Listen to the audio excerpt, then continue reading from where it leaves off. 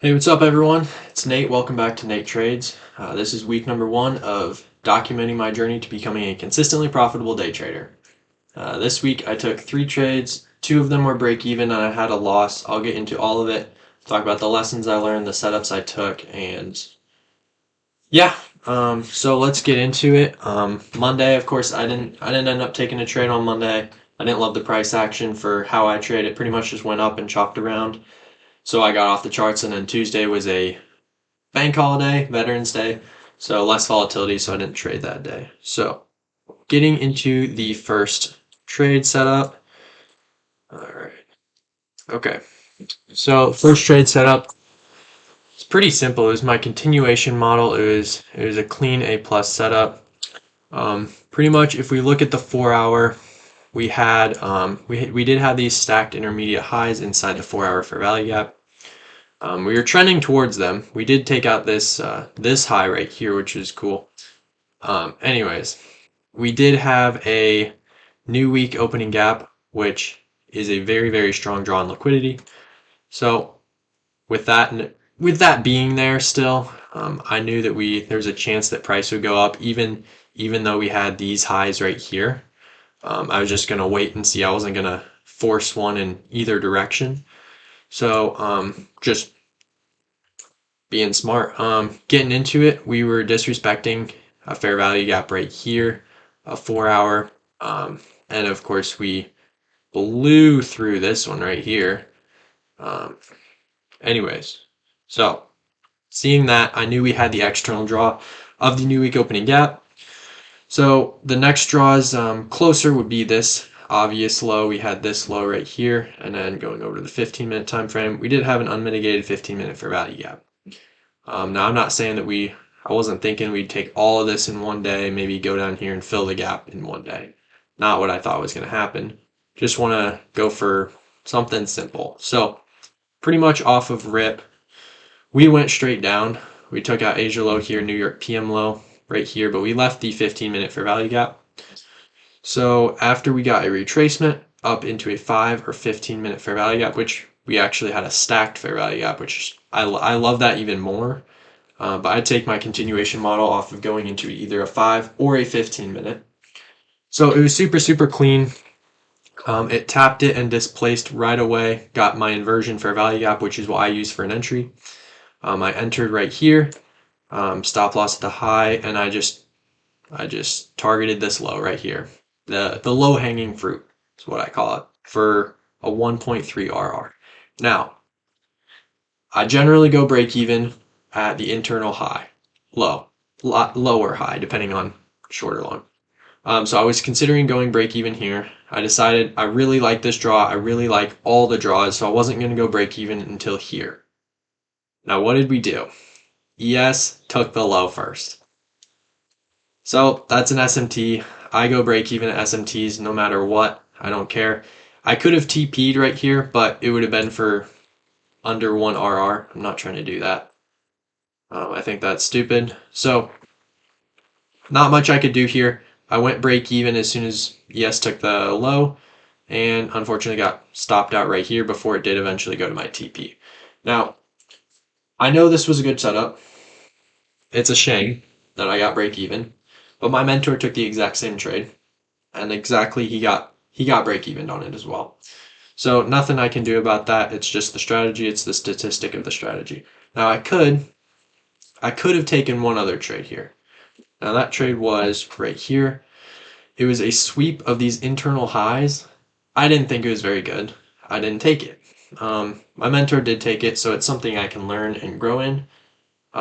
And generally when I trade the continuation model, I'll just wait for the 5 or the 15 to get tapped, either one.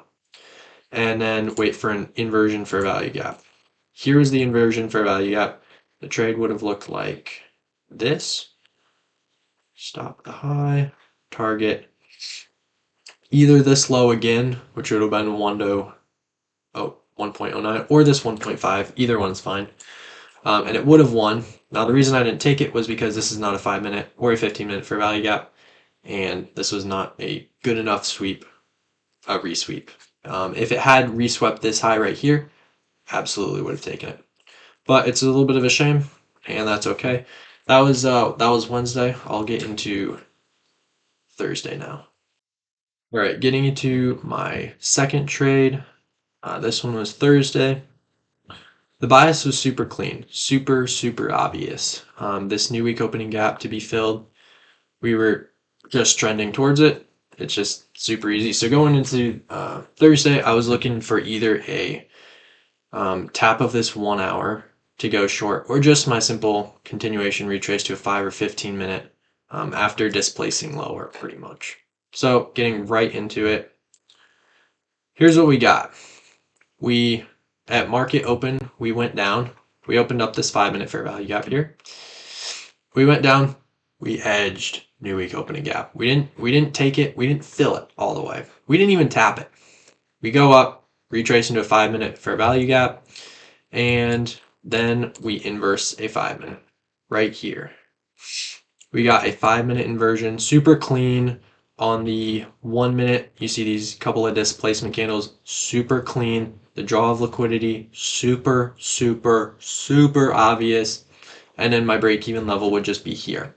Now, the reason I took a 5 minute fair value gap here is because I like to take the highest time frame inversion fair value gap in the leg that sweeps liquidity, or in the leg, as in this case for the continuation model. So that being, this is the leg right here. It's the 5 minute. Of course, break evens here at the low and stop loss at the high. I didn't think price would go back up here at all, but that's where my stop loss is. Anyways, going through this one, it stopped me out right away. This was an A+, setup, and super simple. A+ meant there's an A+ draw of liquidity, which is this new week opening gap to be filled. And it was just my model. It was to a T. It's the reason that the reason it lost is because every strategy is not 100% win rate. This was just the percentage that loses. So that was a loss. Nothing I can complain about there. Now, after this, I was like, I'm still really confident in my draw of liquidity being this new week opening gap being filled. So what was I looking for? I was looking for the tap of the 1 hour. I thought that would be super clean. What did we do? We went up and edged it. Now we formed an SMT with New York AM high. ES swept out New York AM high, NQ didn't, SMT. Now the reason I didn't take this one, I thought it would be super clean for the 1 hour to get hit. So I was just waiting. I was waiting for that. Now, what did we do? We went straight down towards the draw of liquidity, and there was no other setups I could have taken. Now, the setup in here I could have taken, that I would take next time, and this is the lesson, is if you break up this leg, you could see it as one leg, you could see it as two. In this leg, there's a 5 minute fair value gap right here. It has been mitigated, but it's right here. Quick draw out here. It's super tiny, but there is a 5 minute fair value gap right there. Now, the highest time frame in that leg, which is what my mentor took also, was a 3 minute inversion right here. 3 minute inversion, and pretty much it looked like this. He ended up targeting this low. I would have targeted probably just this internal low right here, which would have been super clean, super clean. But this is the lesson I took. I didn't take it because I was waiting for the cleanest possible thing.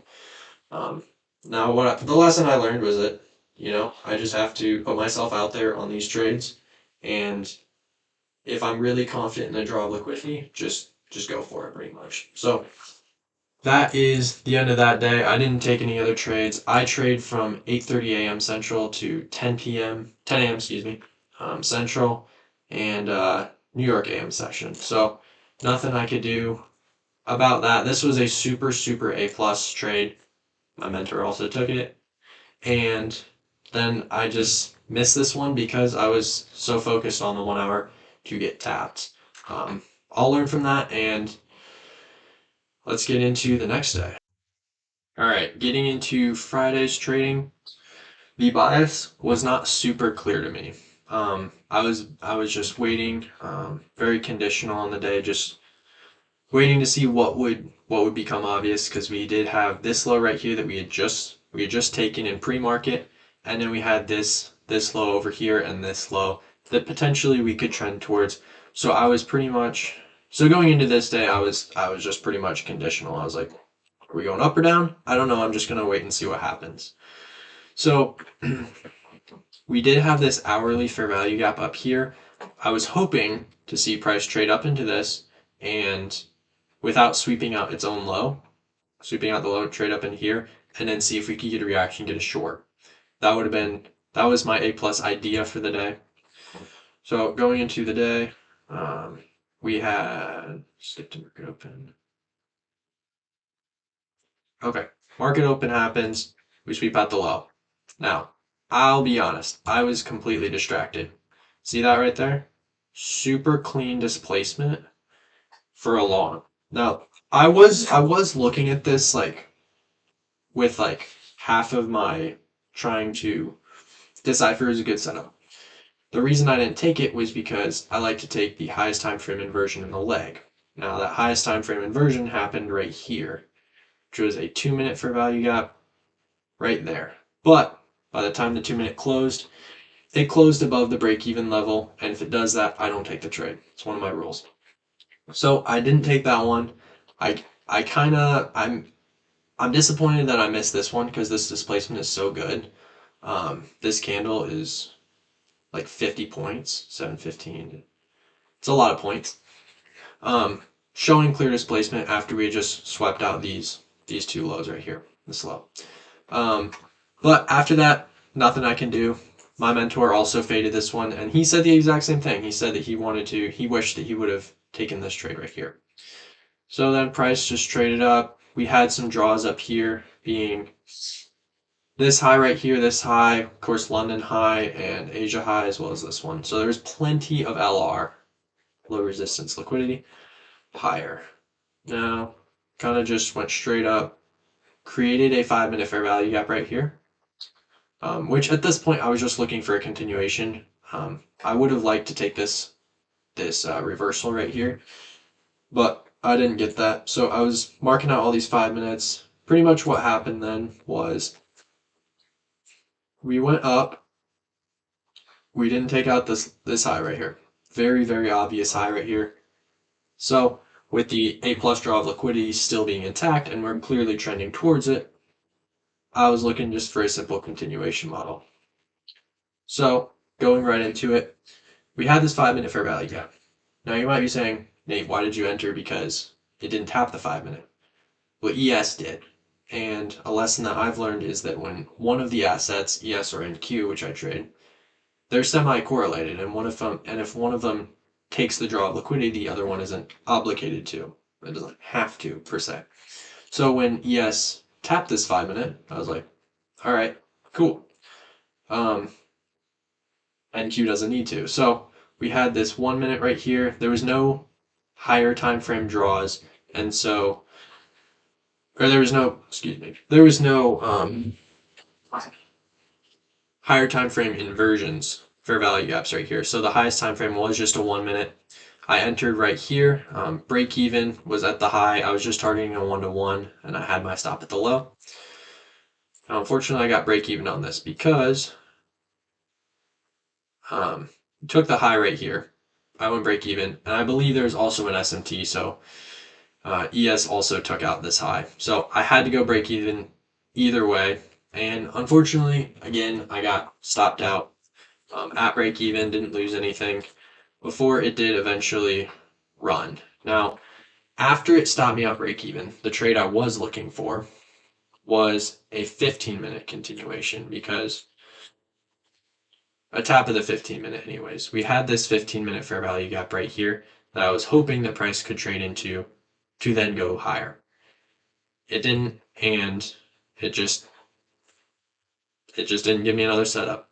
Now this was super A plus. The draw of liquidity was just right there. We were just edging it and didn't take it. So that was it for this week. The lessons I learned, let me go through my notes real quick.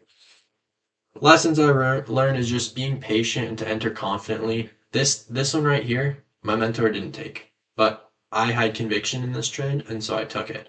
I was very confident with this draw of liquidity, and of course, there was an SMT with the 5 minute, so it was my continuation model.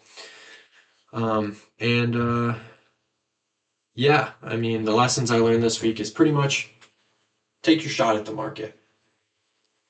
You're not always going to win, you're not always going to lose. It's 50-50.